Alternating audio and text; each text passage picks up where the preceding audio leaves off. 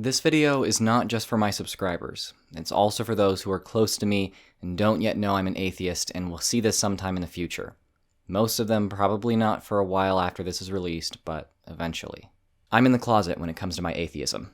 A lot of my subscribers probably don't know that. You see me openly talking about atheism here and probably think that that's what I'm like all the time. It's really not, though.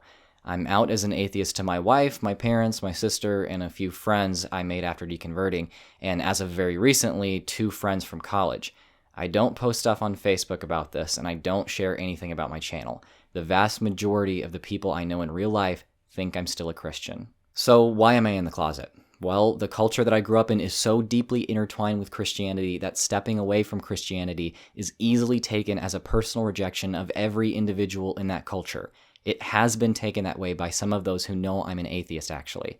No matter how many times I express that my beliefs do not result from anger toward them, but through rational thought processes which I've repeatedly explained, they refuse to believe that my ideas have nothing to do with them personally. I don't want anyone else feeling like I'm rejecting them just because I think differently. Basically, all of my friends are very religious, and I love them. I don't care that we disagree. I also don't want to become anyone's pet project. I don't want the time I spend with my friends to be tainted with attempts at converting me. Even more than that, I don't want them to feel like they have a moral obligation to help lead me back to the fold. With the way that they believe and the way that I used to believe, they'd be forsaking the fundamental call of their life if they didn't do that. They could be subtle about it. They wouldn't have to directly proselytize to me. But if they didn't try to show the love of Christ, they'd be failing God. I don't want them to feel burdened with that. I should clarify a couple things here. There's just a select few who I'm even concerned about knowing at this point. Most people, if they decide not to see past our differences, then it sucks, but I'll just move on. Also, these reasons have been why I haven't come out for most of the time I've been an atheist. But for the past several months, I've mostly been past all of this. I'm ready to come out, and I'm not really afraid of how it will affect me. At this point, it has way more to do with how it will affect my wife. My wife is very supportive of me and my channel, and any judgment or negative repercussions would hit her just as hard as they would hit me, even though this is not her fight. Her husband is supposedly meant to be her spiritual leader, so being with me is often seen as backward or neglectful from a Christian perspective. Never mind that she's always been able to make her own decisions, and that I'm supportive of that because, she's a human being. Even more so than that, my wife doesn't want to become someone's pet project either, and if I came out, she would probably become one even more than I would. Finally, the few Christian friends that I have that wouldn't care very much even if they did know, I still don't want to tell because everyone I'm close to that knows has gotten dragged into covering up everything with me. My wife, my parents, even some coworkers. Those who I know that are clever enough that they will find out if we hang out, I've distanced myself from. I just haven't kept in contact with them over the past year or so. If you're watching this video and I haven't kept in contact with you after we were great friends, that's probably why. Recently, some really good friends of mine that I hadn't spoken to in about a year for that reason alone found my YouTube channel and messaged me about it. I immediately explained to them that I didn't want to burden them with helping me cover up who I am, and that's why I hadn't kept in touch. The awesome thing is that they understood completely and we can just pick up where we left off. But still, if they're hanging out with any of our mutual friends, they have to pretend that they don't know about me, and I hate that. All this being said, I'm very openly out in a lot of places online, so my activism comes with the risk of outing me in my personal life. I never thought I'd gain this size of a following so fast, and I didn't think it would become such a huge part of my life. I don't regret it, but that's the case. I didn't accurately evaluate the risk of outing me that maintaining a channel would present. I and those who know about me have gone through a lot to keep this under wraps. First of all, I only talk about this stuff in private Facebook groups or on social media that is in no way connected to the profiles my friends and family know about. I don't even check my notifications related to my channel around people that don't know. At first, I actually turned off all notifications around people that didn't know. Secondly, the office in my apartment looks like a video set, so when anyone that doesn't know comes over, I take the whole thing down and put the whole thing back up when they leave. It's tiring, to say the least. Third, I'm often asked to lead a prayer before meals at family gatherings or to give my biblical perspective on certain topics of conversation. The former, I actually do. I actually lead unsuspecting Christians in prayer on occasion, and they have no clue. With the latter, I do my best to give a fairly vague but convincing answer and then just change the subject as quickly as possible. Finally, my wife and I are asked pretty frequently where we go to church and what our denomination is, like even by our employers. That's what the culture is like in the South.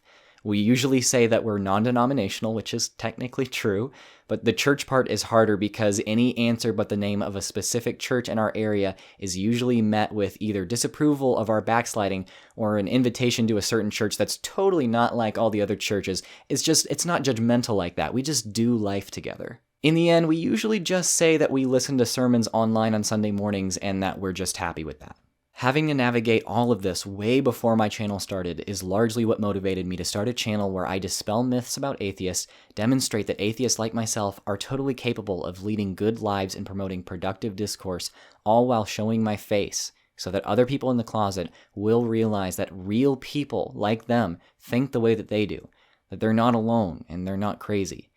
The continuation of that message is what motivates the production of this video. Not only do I want to continue that message, but now I want to add to it. Even if you're in the closet, there are things you can do to further this conversation and help others like you. I know I've expressed the challenges I've had, but there are ways to do it that are much safer than my approach and do make an impact. Godless Cranium doesn't show his face and he makes an impact. Telltale Atheist doesn't reveal his name and he makes an impact.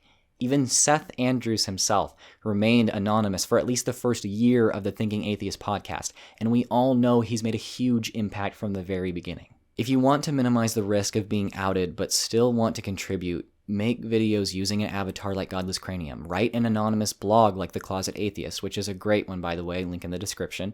Or you can support your favorite creators on Patreon. My patrons not only help me afford equipment for videos, but my personal sponsor, Phil, has been helping me with a huge project that you guys will learn about very soon, and that I couldn't do without him and his professional expertise in that area. The point is, there's a myriad of ways to contribute even while keeping your identity safe. If you can come out, do it. But if you can't, that's okay. There are still ways that you can help, where you can decide the level of risk you're willing to take. In some actions, the risks are negligible. In an approach like mine, they're greater. At this point, though, I accept the risks of my activism. I know there will continue to be some downsides while I'm in the closet, and I know that when I come out, those downsides might be even greater. But guess what? I'm not stopping. This is what I do because I've seen how it helps people embrace who they are, to defy the fear and defy the people who hold them back from doing what they want to do with their lives. I've had teenagers from all over message me that if they just came out as atheists to their parents, they'd be kicked out and disowned, and that my videos help them feel comfortable with themselves, that coming to my channel helps keep them sane in the insane place that they live. I can't, in good conscience, stop what I'm doing for fear of disapproval from those I love, when I know that my work provides solace for those who need it. It would be wrong to stop as soon as I experience negative repercussions when there are countless people out there that have it way worse than I do and need videos like mine just to get by. And even if all that was stripped away, it's enough that doing this makes me happy, and it really does. It should be enough for my friends and family too. This is what I do, and I'm going to keep doing it for as long as I'm able. I'll even do it full time if I'm ever able to. To my loved ones, I'm sorry if being kept in the dark about this and hearing me oppose the views we both once believed in hurts you. It hurts me that disagreement even has to be an issue which causes you any discomfort. But greater pain is allowed to thrive when people like me, who have it within their power to help those in pain, selfishly refuse to do so. I'm here to stay, YouTube. Stay skeptical.